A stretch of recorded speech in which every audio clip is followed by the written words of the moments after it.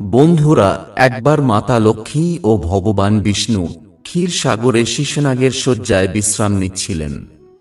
তখন দেবী লক্ষ্মী ভগবান বিষ্ণুকে জিজ্ঞেস করেন, হে প্রভু, আজ আমার মনে একটা সন্দেহ জাগছে। একমাত্র আপনি আমার সন্দেহের সমাধান করতে পারেন।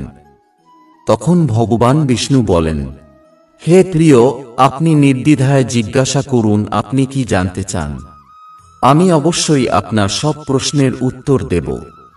দেবী লক্ষ্মী বলেন, হে প্রভু, আমার প্রথম প্রশ্ন হল, কোন অভিশাপের কারণে মহিলাদের মাসিক যন্ত্রণা সহ্য করতে হয়? আমার দ্বিতীয় প্রশ্ন হল, মাসিক চলাকালীন মহিলারা কোন কাজ করলে তাদের পাপ হয় এবং তাদের স্বামীর আয়ু কমে যায়?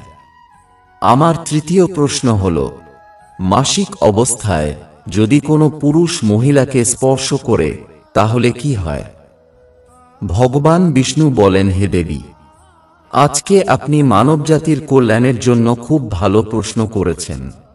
আপনার এই সমস্ত প্রশ্নের উত্তর দেব শর্মার এই প্রাচীন গল্পে রয়েছে। সেজন্য আপনি এই গল্পটি মনোযোগ দিয়ে শুনুন। যে এই গল্পটি মনোযোগ দিয়ে শুনে আমি তার 21টি পাপ ক্ষমা করি। দেবী লক্ষ্মী বলেন, হে প্রভু, কে ছিলেন এই দেব শর্মা? তার আচার আচরণ কেমন ছিল? আমি অবশ্যই এই গল্প শুনতে চাই। দয়া করে আমাকে এই গল্পটি বলুন। তখন ভগবান বিষ্ণু বলেন, হে দেবী লক্ষ্মী, এটা বিগত সময়ের ব্যাপার। মধ্যদেশে একটি খুব সুন্দর শহর ছিল। সেই শহরে দেব শর্মা নামে এক ব্রাহ্মণ থাকতেন। দেব শর্মার সমস্ত ধর্মগ্রন্থ ও বেদের জ্ঞান ছিল। তিনি অত্যন্ত বুদ্ধিমান, মেধাবী এবং ধর্মীয় কাজে সর্বদা প্রস্তুত থাকতেন। সে প্রতিদিন যজ্ঞ, দান, ধর্ম ও পূজা করতেন। তাই সকল শ্রেণীর মানুষ তাকে অগাধ শ্রদ্ধা করত। সেই ব্রাহ্মণের পশু, পুত্র, আত্মীয় ও সম্পদের কোনো অভাব ছিল না। দেব শর্মার স্ত্রীর নাম ছিল ভাবনা। তিনিও খুব চরিত্রবান, পুণ্যবান ও পবিত্রতা নারী ছিলেন।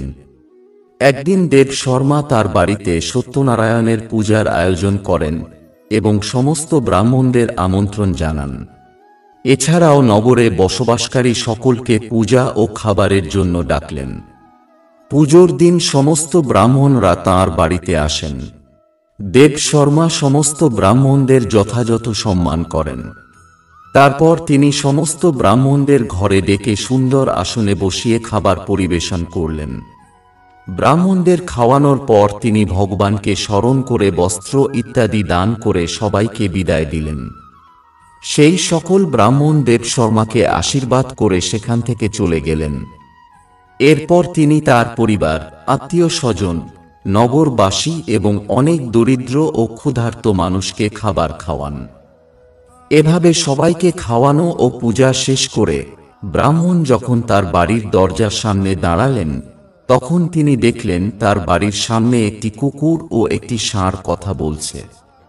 সেই ব্রাহ্মণ কুকুর ও ষাঁড়ের সমস্ত কথা শুনে খুব অবাক হলেন এবং বুঝতে পারলেন সেই কুকুর ও ষাঁড় ছিল তার পিতামাতা, যারা পূর্বজন্মের পাপের কারণে এই জন্মে কুকুর ও ষাঁড় হয়েছেন।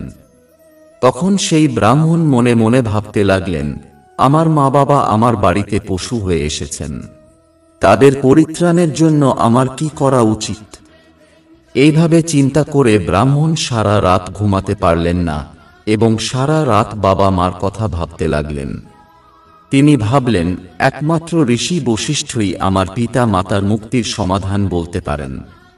তাই সকালে দেব শর্মা স্নান ইত্যাদি সেরে ঋষি বশিষ্ঠর আশ্রমে পৌঁছলেন। আশ্রমে আসার সাথে সাথে ঋষি বশিষ্ঠ দেব শর্মাকে স্বাগত জানালেন এবং বলতে লাগলেন, হে শ্রেষ্ঠ ব্রাহ্মণ, আজ আমাদের আশ্রমে কেন এসেছেন? আপনি যে অসুখী তা আপনার চেহারায় দৃশ্যমান। আপনার দুঃখের কারণ বলুন। দেব শর্মা বলেন, হে মুনিবর, আপনার দর্শনের কারণে আজ আমার জন্ম সার্থক হয়েছে। আজ আমি আপনার কাছে একটি সংশয় নিয়ে এসেছি। একমাত্র আপনিই পারেন আমাকে এই সংশয় থেকে বের করে আনতে। আমি অত্যন্ত দুঃখী এবং দুর্বল হয়ে পড়েছি। তখন ঋষি বশিষ্ঠ বলেন, হে ব্রাহ্মণ, দুঃখ করবেন না। আপনার যা সন্দেহ আছে নির্দ্বিধায় জিজ্ঞাসা করুন। আমি অবশ্যই আপনার সন্দেহের সমাধান করব। তখন দেব শর্মা বলেন, হে মুনিবর, গতকাল আমি আমার বাড়িতে সত্যনারায়ণের আরাধনা করেছি এবং অনেক ব্রাহ্মণ ও ক্ষুধার্ত মানুষকে খাবার দিয়েছি। সেই সময় একটা কুকুর আর একটা ষাঁড় আমার দরজায় এসে হাজির। দুজনেই আমার ঘরের সামনে দাঁড়িয়ে গল্প করছিল। প্রথমে কুকুর ষাঁড়টিকে বলতে লাগল, আজ আমাদের ছেলের বাড়িতে ব্রাহ্মণদের খাবারের জন্য রাখা দুধের পাত্রে একটি সাপ তার বিষ ঢেলে দিয়েছিল, যা দেখে আমি খুব চিন্তিত বোধ করতে লাগলাম। কারণ সেই দুধ থেকে খাবার তৈরি হতো এবং সেই খাবার সবাই খেয়ে নিলে মরে যেত। তাই সেই পাত্রের সব দুধ আমি পান করলাম। পুত্রবধূর চোখ আমার ওপর পড়লে সে আমাকে বাজেভাবে মারধর করে, তাতে আমার শরীরের হাড় ভেঙে যায়। আমি অনেক কষ্টে হাঁটছি। আমি আর এই কষ্ট সহ্য করতে পারছি না। এ কথা শুনে ষাঁড়টি দুঃখিত হয়ে নিজের গল্প বলতে শুরু করল। আমি পূর্বজন্মে এই ব্রাহ্মণের পিতা ছিলাম। আজ আমার ছেলে সকলকে অন্ন দিলেন, কিন্তু সে আমাকে ঘাস বা জল দেয়নি। এই কারণে আমি খুব দুঃখিত হয়েছি। তারপর দেব শর্মা বললেন, আমার বাবা মাকে কুকুর ও ষাঁড়ের রূপে দেখে আমার খুব খারাপ লাগছে। সারা রাত ঘুমাতে পারিনি। আমি কখনো কোনো পাপ করিনি, সব সময় ধর্মশাস্ত্র মেনে কাজ করেছি। তারপরও আমার বাবা মাকে এত কষ্ট সহ্য করতে হয়। সেই জন্যই আজ আপনার কাছে এসেছি। অনুগ্রহ করে আপনার যোগশক্তি দিয়ে খুঁজে বের করুন এবং আমাকে বলুন কি কারণে আমার বাবা মা এমন দুর্দশার মধ্যে পড়েছে এবং তাদের পরিত্রাণের জন্য আমার কি পদক্ষেপ নেওয়া উচিত। তখন ঋষি বশিষ্ঠ ধ্যান করেন এবং পূর্বজন্মে ব্রাহ্মণের পিতামাতার কৃতকর্ম দেখেন এবং দেব শর্মাকে বলতে থাকেন, হে ব্রাহ্মণ, তোমার বাবা মা গত জন্মে ঘোর পাপ করেছে। সেই পাপের কারণেই তারা আজ এমন দুর্দশায় রয়েছে। দেব শর্মা বলেন, হে মুনিবর, আমার বাবা মায়ের এমন দুর্দশার কারণ বিস্তারিত ব্যাখ্যা করুন। তখন ঋষি বশিষ্ঠ বলেন, এই ষাঁড় যে আপনার পিতা, তিনি পূর্বজন্মে কুন্দি নগরের শ্রেষ্ঠ ব্রাহ্মণ ছিলেন। একদিন তিনি একাদশীর উপবাসে খাবার খেয়েছিলেন। একাদশীর উপবাসে তিনি দান করেননি। তার দরজায় আসা গরুগুলোকে তিনি কখনোই খাওয়াননি। তিনি তার পূর্বপুরুষের শ্রাদ্ধ ঠিকমতো করেননি। আপনার পিতা ঋতুস্রাবের সময় আপনার মায়ের সহিত মিলন করিয়াছিলেন। তার এইসব পাপের কারণে তিনি এই জন্মে ষাঁড়ের রূপ পেয়েছেন। এখন আপনার মায়ের কথা শুনুন। আপনার মা ঋতুমতী হওয়া সত্ত্বেও খাবার রান্না করতেন। ঋতুস্রাবের সময় তিনি ঈশ্বরের পূজা করতেন এবং তুলসীকে জল দিতেন, কিন্তু এটাকে মহাপাপ বলে গণ্য করা হয়। ঋতুস্রাবের সময় একজন মহিলা 3 দিনের জন্য অপবিত্র থাকে। ঋতুস্রাবের সময় নারীর পূজা করা উচিত নয়। একজন মহিলার এই 3 দিনে চুল ধোয়াও উচিত নয়, এতে তার স্বামীর আয়ু কমে যায়। মাসিকের সময় গাছপালা স্পর্শ করা উচিত না। এছাড়াও ঋতুমতী মহিলার সহবাসে লিপ্ত হওয়া উচিত নয়। যে পুরুষ ঋতুমতী মহিলার সাথে মিলন করে সে ব্রহ্মহত্যের পাপ করে। এমনকি যে ব্যক্তি মাসিকের সময় নারীর শরীর স্পর্শ করে সেও পাপ করে। কারণ ব্রহ্মহত্যের পাপ ঋতুমতী নারীর দেহে 3 দিন অবস্থান করে এবং চতুর্থ দিনে স্নান করলেই তিনি শুদ্ধ হয়ে যান। একজন ঋতুমতী মহিলার চতুর্থ দিনে স্নান করে স্বামী ছাড়া অন্য কারো মুখ দেখা উচিত নয়। যদি স্বামী কাছে না থাকে তাহলে তাকে সূর্যদেবের দর্শন করতে হবে। এরপর ঋষি বশিষ্ঠ বলেন, হে ব্রাহ্মণ, এই পাপের কারণে তোমার বাবা ষাঁড় হয়ে জন্মেছে আর মা কুকুর হয়ে। তখন দেব শর্মা বলেন, হে মুনীশ্বর, এখন আপনি আমার পিতামাতার মুক্তির জন্য সমাধান বলুন। তখন ঋষি বলেন, হে ব্রাহ্মণ, যে কোনো অমাবস্যার দিনে আপনার শ্রাদ্ধ ও তর্পণ করা উচিত গরুর সেবা করা উচিত এবং পিতা মাতার মুক্তির জন্য ঈশ্বরের কাছে প্রার্থনা করা উচিত। এরপর ভগবান বিষ্ণু মা লক্ষ্মীকে বলেন, হে দেবী, ঋতুস্রাব হওয়া মহিলার কোন কাজগুলি করা উচিত নয় সে সম্পর্কে আমি আপনাকে বললাম। এখন জেনে নিন কেন একজন মহিলাকে ঋতুস্রাবের মধ্য দিয়ে যেতে হয়। সত্যযুগে বৃত্রাসুর নামে এক রাক্ষস ছিল। রাক্ষস হওয়ার কারণে তার স্বভাব উগ্র ছিল এবং সে সর্বদা যুদ্ধ করতে ভালোবাসত। একদিন বৃত্রাসুর সহ সমস্ত রাক্ষস স্বর্গ আক্রমণ শুরু করে।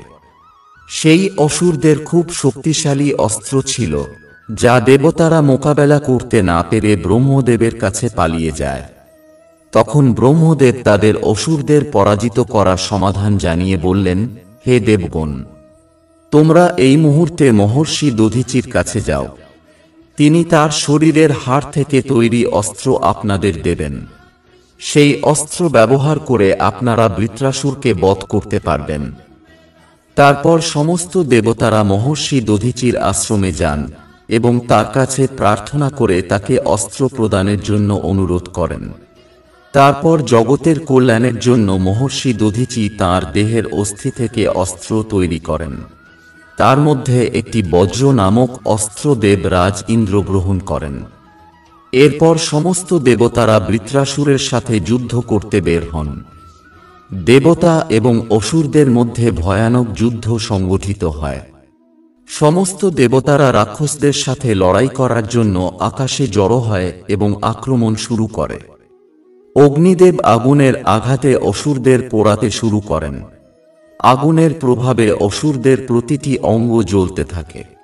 তারপর বরুণ দেব বৃষ্টির জলে রাক্ষসদের ডুবিয়ে দেন, যার ফলে রাক্ষসরা চিৎকার করতে থাকে।